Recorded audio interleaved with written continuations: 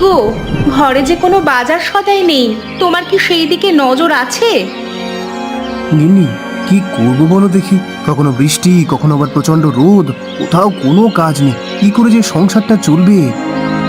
এত ভেঙে পড়ো না গো, তিনি সবকিছু ঠিক করে দিবেন। সেই আশাই আছি, দেখা যাক কতদিনে ভাগ্য ফিরে। তুমি ঘর থেকে ছাতাটা বের করে দাও তো, আকাশটা কেমন অন্ধকার হয়ে আসতেছে। একটু বাজার থেকে ঘুরে আসে, দেখি কোনো সবজি যদি বাকিতে পায়। এই নাও গো ছাতা। আমি তাহলে চললাম। হ্যাঁ, তোমরা একটু সাবধানে থেকো। বাবা, আমিও তোমার সাথে বাজারে যাব। আমাকে তুমি কতদিন বাজারে নিয়ে যাও না। আকাশে মেঘ করেছে, যে কোনো সময় বৃষ্টি নামতে পারে। বৃষ্টিতে ভিজলে যে তোর জ্বর হবে মা, তুই ঘরে থাক। হ্যাঁ, আসার সময় তোর জন্য খাবার নিয়ে আসবো। না না, আমিও তোমার সাথে বাজারে যাব। তোকে নিয়ে আর পারি না। চল তাড়াতাড়ি চল, না হলে সন্ধ্যা হয়ে যাবে। কি মজা, কি মজা, আমি বাজারে যাব। সাবধানে যাস মা, তোর বাবার কাছে কিন্তু টাকা পয়সা নেই। বাজারে কোনো কিছু খাবার জন্য একদম বায়না করিস না। আমাদের সকল অভাব অনটন তুমি দূর করো, মানুষটা যেন ভালো একটা কাজ পায়। এই রে, বৃষ্টি শুরু হয়ে গেল। গীতা মা, আমার কাছে এসো, না হলে যে বৃষ্টিতে ভিজে যাবে মা। আমার যে খুব ঠান্ডা করতেছে বাবা, আমাকে একটা নতুন কাপড় কিনে দাও না। আমার বান্ধবী রূপার কত রকম কাপড় আছে, আর এদিকে আমার মাত্র একটা জামা। মারে, আমি যে তোর কোনো আশা পূরণ করতে পারি না। ভগবান যে এত সম্পদ আমাকে দেয়নি। তুই মন খারাপ করিস না, মহাজনের কাছে টাকা ধার নিয়ে তোকে আমি নতুন জামা কিনে দেব। তাহলে তো খুব মজা হবে, নতুন জামা পরে রূপার সাথে আমি ঘুরতে যাব। ঠিক আছে মা, তাড়াতাড়ি বাজারে যেতে হবে, না হলে যে বাজারে দোকানপাট বন্ধ হয়ে যাবে যে। বৃষ্টিটা আর আসবার সময় পেল নিকো। হ্যাঁ, বাজারে যে পৌঁছাতে পারলাম না, তার আগে যে বৃষ্টিটা শুরু হয়ে গেল। বৃষ্টিতে ভিজে সবজির ঝুড়িটা বড় ভারী হয়ে গেল। ওই তো একটা গাছ, ওইখানে সবজির ঝুড়িটা রেখে একটু বিশ্রাম করি। এই বৃষ্টিটা কমলে বাজারের দিকে রওনা দেবো। হ্যাঁ,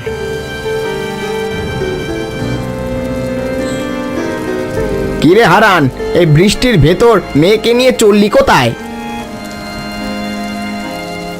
দাদা, ঘরে কোনো বাজার সদাই নেই, তাই ঘর থেকে বের হওয়া। তা ঠিক আছে, মেয়েটাকে সাথে নিয়ে আসার দরকারটাই কি? তোদের রং ঢং দেখে আর আমি বাঁচি না। খেতে পাস না, আবার বাজার ঘুরতে বেরোচ্ছে মেয়েকে নিয়ে, যত সব। ছোট মেয়ে বায়না ধরেছে, কি করবো দাদা। এই কারণে তোদের এই দশা। আমার দিকে তাকা, আমার কোনো অভাব অনটন আছে? দুই হাতে টাকা ওড়াচ্ছি। শুধু টাকা পয়সায় সুখ হয় না দাদা, মানুষের জীবনে দুঃখ কষ্ট আসবে, এইগুলোর ভিতরেও সুখ থাকে। কথা শুনলে গা জ্বলে যায়। যার দু পয়সা কামাই করার মুরত নেই, তার আবার মুখের ওপর বড় বড় কথা। অসৎভাবে টাকা কামাই করার থেকে না খেয়ে থাকাই ভালো। তুই বলতে চাইছিস আমি অসৎ? সারা গ্রামের মানুষ আমার কথায় ওঠে আর বসে, সেইখানে তুই আমাকে অপমান করলি। এর ফল তুই একদিন পাবি হারান, এই বলে দিলাম। কিছুটা বৃষ্টি কমেছে, কিন্তু এই সবজির ভারী ঝুড়িটা কি করে মাঠে তুলবে? কাউকে তো আশেপাশে দেখছি না, কি যে হবে। এই অনেক আশা নিয়ে এসেছিলাম বাজারে সব সবজি বিক্রি করে ঘরটা সারাই করবো, তা বুঝি আর হলো না। সময় মতো সবজি বিক্রি করতে না পারলে যে সবজিগুলো পচে নষ্ট হয়ে যাবে। ওই তো একটা লোক আসছে। এই যে দাদা, একটু আমাকে সাহায্য করুন না। এই হতভাগা, আমাকে ডাকলি কেন? দয়া করে এমন মাথায় সবজি ঝুড়িটা একটু তুলে দিন না। আমি যে সবজি ঝুড়িটা তুলতে পারছি না, সময় মতো বাজারে যেতে না পারলে যে বাজার শেষ হয়ে যাবে। এই বেটা, তুই জানিস আমার গায়ে কত নাম ডাক? সামান্য সবজি তুলতে আমাকে ডাকছে। তোদের মতো ছোট লোকেদের জন্য গায়ে আজ এই অবস্থা। দাদা, এই সবজি সামান্য নয়, এই সবজি চাষাবাদ করে অনেকে তাদের জীবন পাল্টে ফেলেছে। তোর মতো আকার মূর্খদের কাছে সবজির কদর। আমি ওই সবের ধার ধারি না। যত সব আপদ, আমার শুধু শুধু দেরি করে দিলি। এর ফল একদিন তুই পাবি। যা যা, তোদের মুহূর্ত আমার জানা আছে। যত সব দুদিনের বইটাকেই ভাতকে বলে অন্য, যত সব নেকা। দেখতে দেখতে তো সন্ধ্যা হয়ে এলো, এখনো মানুষটার ফেরার নাম নেই। পাশের বাড়ির কানাই দাদার দোকানে যাই, যদি কিছু চাল ডাল বাকিতে দেয়, না হলে যে আজকে রাতে উপোস করে কাটাতে হবে। সুস্মিতা চাল ডাল কিনবার জন্য কানাইয়ের বাড়ির উদ্দেশ্যে বের হয়। হায় হায়, আমার সর্বনাশ হয়ে গেল, আরে বড় লোকসান হয়ে গেল। এই সবজিগুলো বুঝি আর বাজারে নিয়ে যেতে পারবো না। ওই তো একটা লোক এদিকে আসছে, সাথে একটা বাচ্চা আছে দেখছি। দাদা দাদা, একটু এদিকে আসুন না, বড্ড বিপদে পড়েছি। কি হয়েছে দাদা? কিসের বিপদের কথা বলছেন? বাবা দেখো, ঝুড়িতে কত রকম সবজি, কত সুন্দর দেখা যাচ্ছে। এই সবজিগুলো আমার মাথায় তুলে দিন তো দাদা, ঝুড়িটা এত ভারী হয়ে গেছে, তুলতে পারছি না। আচ্ছা এই ব্যাপার, এই এখনই তুলে দিচ্ছি। তুমি কি বলে যে ধন্যবাদ দেবো? আমার কাছে তো তোমাকে দেওয়ার মতো তেমন কিছু নেই। নাও দেখে এই সবজিগুলো রাখো, রাতে রান্না করে খেও। আমি এখন চলি, তোমরা ফিরে যাও, সন্ধে শেষ হয়ে রাত নেমে এলো যে। ঘরে রান্না করার মতো কিছু নেই, এই সবজিগুলো দিয়ে কি যে উপকার করলেন বলে বোঝাতে পারবো না। আমি এখন চললাম, পরে আবার দেখা হবে। কি মজা, কি মজা, আজকে আমি সবজি দিয়ে ভাত খাবো। পাগলি মেয়ে আমার, তোর মা চিন্তা করবে, তাড়াতাড়ি বাড়ি যেতে হবে যে। বুঝলে বাচু, আজ থেকে আর একা নাও কাউকে বাকি দেবো না। কেন রে, তোদের আবার কি হলো হঠাৎ করে? বাকি না দিয়ে, মানে বাকি না দিলে গায়ের মানুষ কে চলে কি করে? গায়ের মানুষ নরকে যাক, আমার কিছুই আসে যায় না। একটা কথা বলি, পাঁচ কান করিস না। আমাদের গায়ে হেলা দাদা বলেছে জিনিসপত্রের দাম বাড়িয়ে দিতে আর জিনিসপত্র মজুত করে রাখতে। গায়ে অভাব দেখা দিলে জিনিসপত্রের দাম এমনি বেড়ে যাবে, তখন সবকিছু চড়া দামে বিক্রি করব। এই চুপ কর, এ হারানের বউ সুস্মিতা আসছে, এই শুনে ফেললে সর্বনাশ হয়ে যাবে। দাদা, আমাকে কিছু সবজি বাকিতে দেও, ঘরে রান্না করার মতো কিছু নেই। মানুষটা মেয়েটাকে নিয়ে সেই বিকালে বাজারে গেছে, এখনো ফিরে আসেনি। বাকি না দিলে আজ রাতে উপোস থাকতে হবে। সবজি তো দূরের কথা, এক ছটাক চালও বাকিতে দেব না। দাদা, আমরা তো সমস্ত পাওনা টাকা পরিশোধ করে দিয়েছি। পরিশোধ করে দিয়েছো তো কি হয়েছে? আমার দোকান, আমি কাকে বাকি দেব কাকে নগদে দেব সেটা আমার ইচ্ছে। এই কানের কাছে জ্ঞান জ্ঞান না করে নিজের পথ দেখো তো বাবু, যত সব। সুস্মিতা কান্না করতে করতে বাড়ি চলে যায়। হে সৃষ্টিকর্তা, আর কত পরীক্ষা নিবে? মেয়েটা বাজার থেকে এলে কি রান্না করে দিব? ঘরে যে কোনো কিছু রান্না করার মতো নেই। জানি না, আজকেও বুঝি উপোস থাকতে হবে। বাবা, হাঁটতে হাঁটতে আমার পা ব্যথা হয়ে গেল যে। এই তো মা, প্রায় চলে এসেছি। আর একটু পথ। নিশ্চয়ই তোর মা খুব চিন্তা করতেছে রে। সেই বিকেলে ঘর থেকে বের হয়েছি, সন্ধ্যা শেষ হয়ে রাত নামলো। কি গো, এত দেরি হলো যে?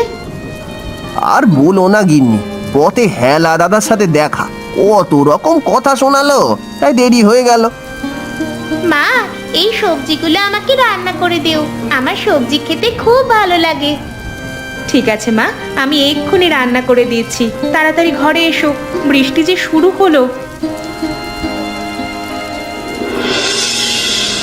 ছি ছি ছি ছি, বৃষ্টিটা আসার সময় পেল না। এক হাতে বড় মাছ, এক হাতে ছাতা, হাঁটতে তো বড় কষ্ট হচ্ছে। আশেপাশে তো কাউকে দেখছিও না।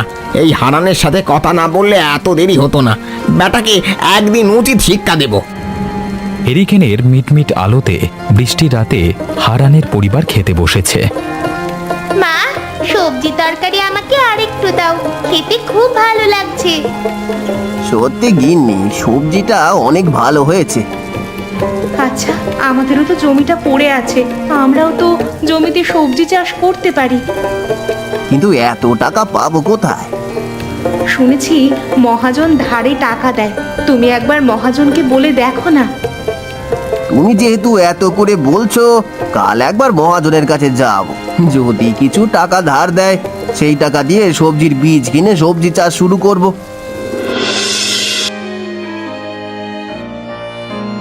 কিনে আমি একবার মহাজনের বাড়ি থেকে ঘুরে আসি, দেখি যদি মহাজন কিছু টাকা ধার দেয়। মহাজনকে আমাদের কষ্টের কথা বলো। তা তো বলতেই হবে।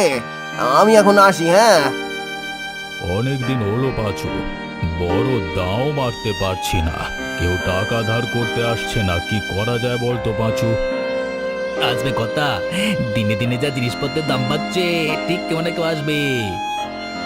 আসলে ভালো, এবার কেউ এলে এমন ফাঁদে ফেলবো বেটা কেঁদে কুল পাবে না। তুই তো জানিস গায়ের মানুষের জমি জায়গা কেড়ে নিতে না পারলে রাতে ঘুম হয় না আমার। দূরে তাকিয়ে দেখুন কথা, হারান আসছে। বলতে না বলতেই শিকার হাজির। বাহ, কটা বড় বিপদে পড়ে আপনার কাছে আসা, দয়া করে আমাকে খালি হাতে ফিরিয়ে দিবেন না। ন্যাকামি না করে কি হয়েছে সেটা বল। তুই তো জানিস মহাজন কারোর দুঃখ কষ্ট সহ্য করতে পারে না, মহাজন দয়ার শরীর। তোকে আমি কি করে সাহায্য করতে পারি বল দেখি। কটা আমাকে কিছু টাকা ধার দিন, ভাবছি বাড়ির পাশে জমিতে কিছু সবজি চাষ করব, আর টাকা আমি সময় মতো দিয়ে দেবো কটা। যদি সময় মতো পরিশোধ করতে না পারিস তাহলে তোর জমি জায়গা বাড়ি আমি কিন্তু দখল করে নেবো বলে দিলাম।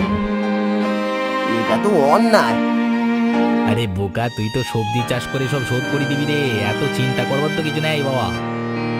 ঠিক আছে কর্তা। হে কর্তা, হারানের জমিটা নিচু, একটু বৃষ্টি এলেই জমিতে পানি জমে থাকে, সব ফসল এমনি মরে যাবে। তাই যেন হয়।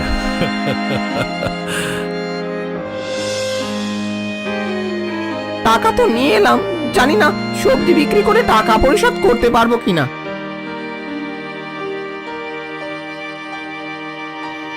কোথা থেকে আসা হচ্ছে? ও বাবা, হাতে আবার টাকার পুটলি, চুরি টুরি করলি না তো আবার? আমি গরিব হতে পারি, কিন্তু তোমার মতো অসৎ না। তুমি তো দিনরাত খাদ্য মজুত করছো, এতে জিনিসপত্রের দাম বেড়েই চলেছে।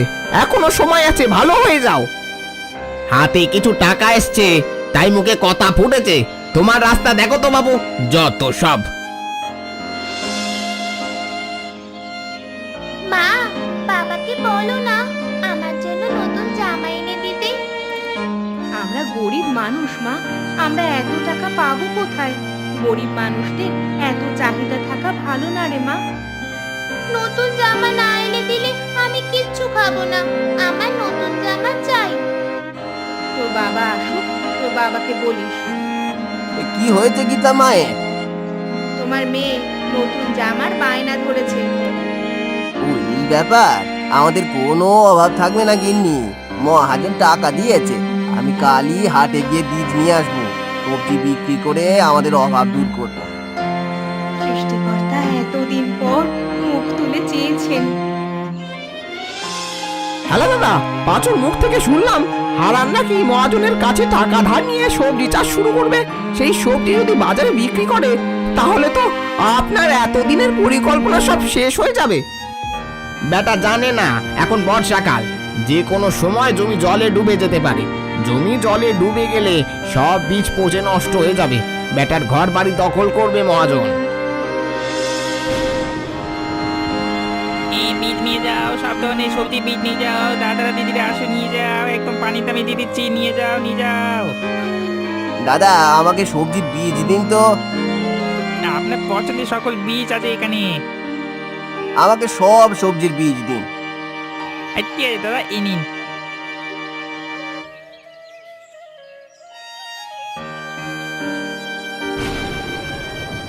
ভালোই ভালোই বীজগুলো মাটিতে রোপণ করতে পারলেই হলো। অনেক দেরি হয়ে গেল, তাড়াতাড়ি পা চালাই। এই রে বৃষ্টি শুরু হলো যে। মা, বাবা কখন আসবে? এখনো আসছে না কেন?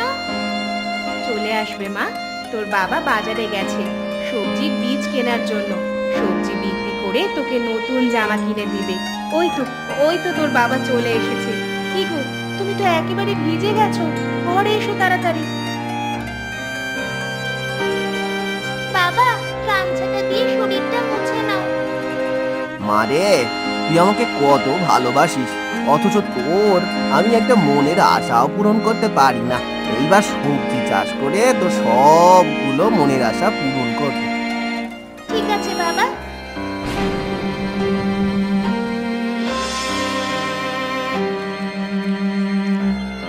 বীজ কোথায় রোপণ করবে? সব জমিতে পানি জমে গেছে, ধীরে ধীরে পানি বাড়তেছে। হায় হায় হায়, গিন্নি এ কি সর্বনাশ হলো! বীজগুলো সময় মতো রোপণ করতে না পারলে যে বীজগুলো পচে যাবে। বীজ রোপণ করতে না পারলে সবজি পাবো কোথা থেকে? ওগো, সময় মতো মহাজনের টাকা পরিশোধ করতে না পারলে যে বাড়িঘর দখল নিবে। হায় হায়, এখন কি হবে গো? আমাদের যে সব শেষ হয়ে যাবে। বাবা দেখো, পিঁপড়াগুলো কেমন পাতার উপর ভাসছে। তাই তো, গীতা মা আমার চোখ খুলে দিয়েছে। গিন্নি, আমার মাথায় একটা বুদ্ধি এসেছে। কি বুদ্ধি গো? আমি পানির উপর ভাসমান মাচা তৈরি করে সবজি চাষ শুরু করব।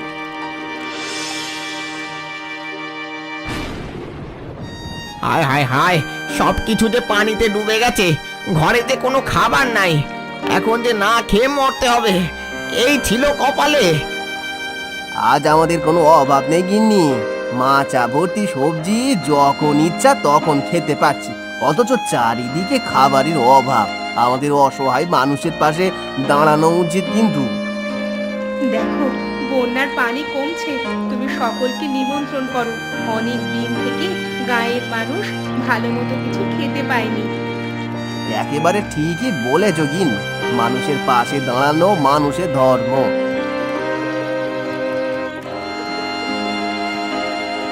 আমাদের ক্ষমা করে দিও, আমরা তোমাদের সাথে কত খারাপ ব্যবহার করেছি। আজ তুমি আমাদের পাশে দাঁড়িয়েছো। তুমি তোমার ভুল বুঝতে পেরেছো, এতেই আমি খুশি।